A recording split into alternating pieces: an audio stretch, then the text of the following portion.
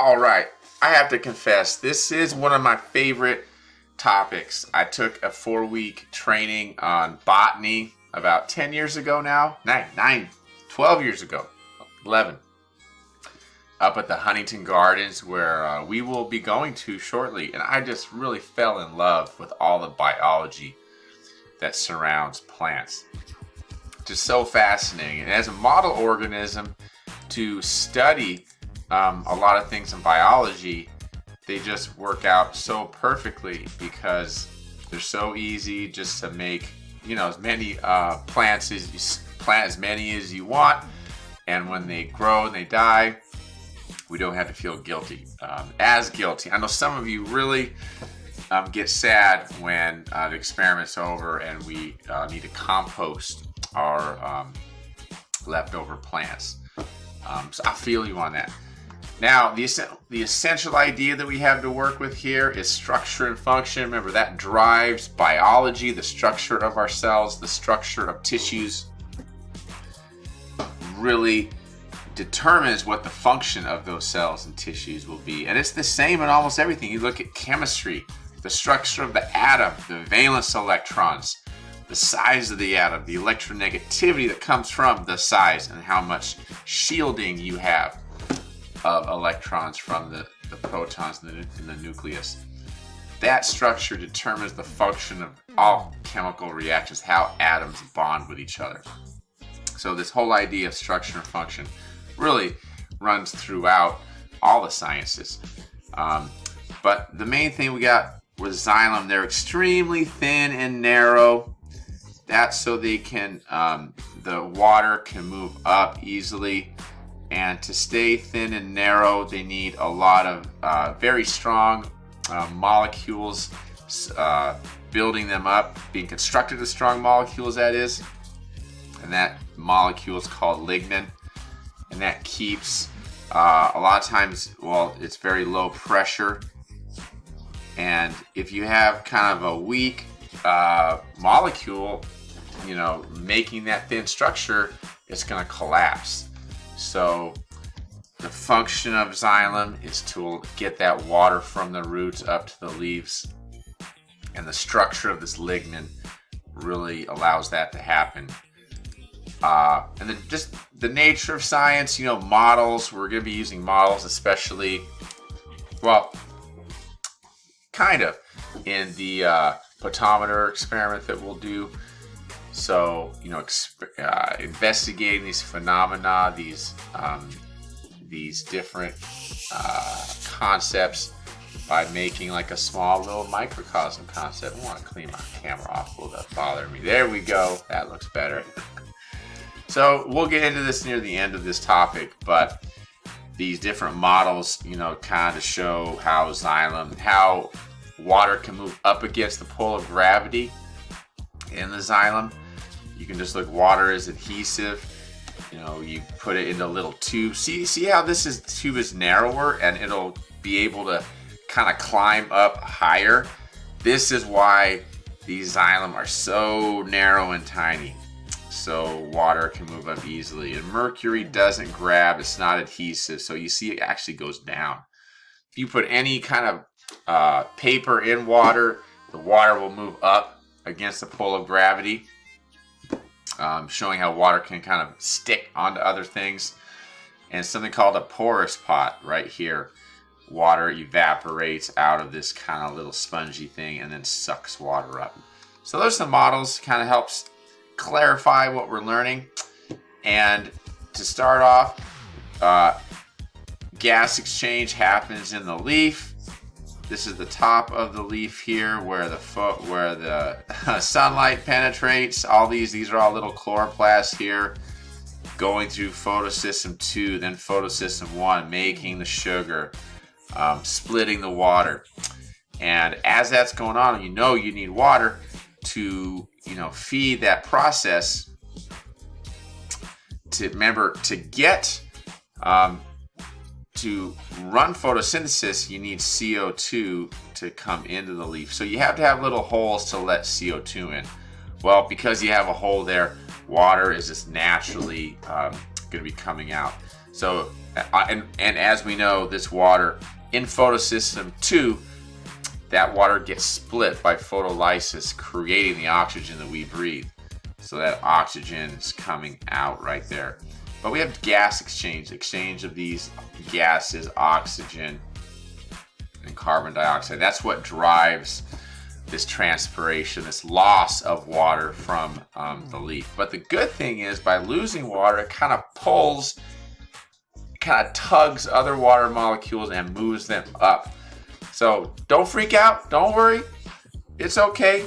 The water, as long as there's water at the root level, we're still going to get water up to the leaves to drive photosynthesis. So these stomata right here, those are basically just a fancy way of saying pores. Stomata, and I have stomate. It's probably definitely Latin, but those are the pores we can see. And transpiration, basically loss of water vapor.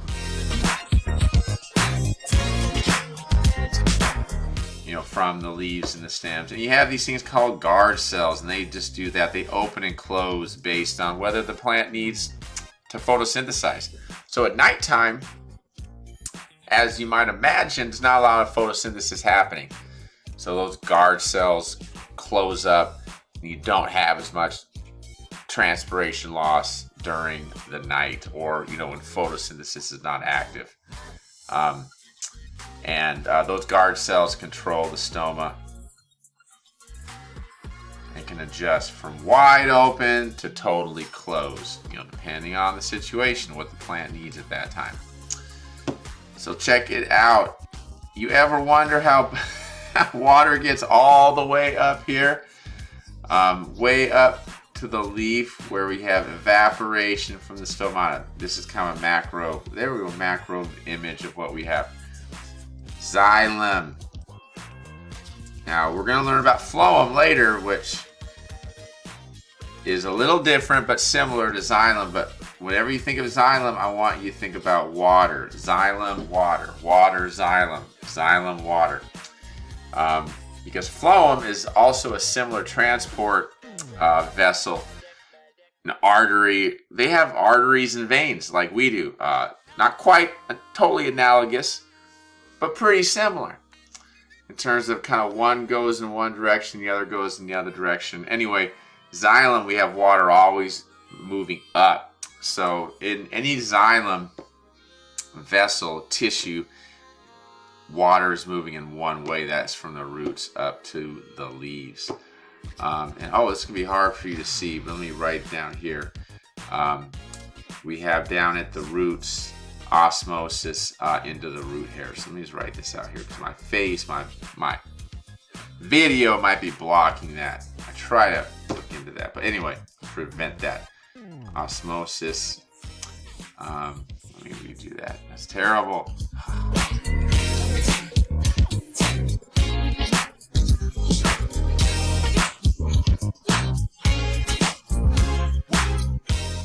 Osmosis to root hairs. Yes, so that's straight up osmosis. Less water on the inside, a lower water concentration in the plant. There's a higher water concentration in the dirt, and that makes the water move into the soil, move from the soil into the root. No energy needed.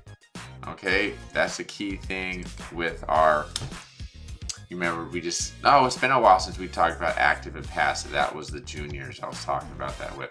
So here we go, I think a great animation showing that cohesive property. You see the water molecule sticking. And remember, water, if you remember the Lewis dot structure of a water molecule, you might remember this. Over here is a slightly negative situation because oxygen is very electronegative, pulls those electrons towards the oxygen away from the hydrogen. This is a polar covalent bond. That makes the hydrogen slightly negative. So if you stick another water molecule over here, you will see a little negative, a little positive. Sorry, I mislabeled that. ooh, you're gonna have a positive. You're gonna have a hydrogen bond between that oxygen and that hydrogen. And that helps to form pretty, as far as intramolecular or intermolecular forces go, it's pretty strong. These hydrogen bonds. So not only do you have the water sticking to itself, they also stick to the sides of the xylem, and that helps move the water up against the pull of gravity. So it's this cohesive property.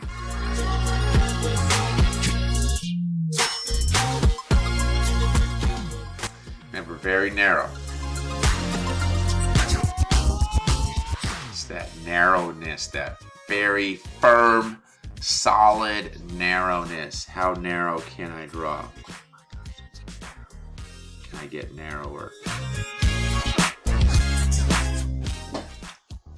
Hold on, my phone is ringing. All right, I'm back from what my duties required me to do. So we have the water coming up, and it's kind of a spiral. I mentioned lignin, kind of the structure is a little spiral. Can't remember.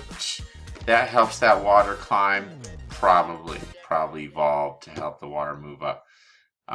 So remember, this water is going from the roots to the leaves against gravity, transpiration stream. And the reason why trees have a maximum height is because there's a maximum height that water can move against the pull of gravity. It happens to be 350, 400 feet, whatever the tallest redwood is. That's basically the limit. If water physically could go higher, if it could have stronger hydrogen bonds, then trees could get taller. But because of the limits of the amazing physical characteristics of water, it can only be 400 feet tall. Let's do one more before we break. But we got adhesive. Remember, adhesive is water joined to something else, like a plant tissue. Cohesion is water joining to itself. I know they, sound a little similar. Just like with like co-worker, you're both workers. The same place, I guess. Adhesion, gripping, having that grip on something else. And here we have another little diagram. We have the xylem vessel.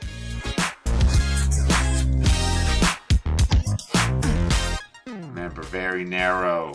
I gotta emphasize that, as you can tell. Water, moving out of that xylem and going through these spongy mesophyll till they hit the chloroplast. But some make it in to these little gaps that need to be exposed. In that spongy mesophyll, you need the air going in all these different cells in that palisade layer in order to supply the needed CO2 and water. And in that situation, water is gonna come leak out through the stoma here. Losing water, and therefore kind of pulling more water up behind it. Here, remember what kind of bond that is? We got a hydrogen bond. Okay, call that adhesive properties. All right, now break for part 2.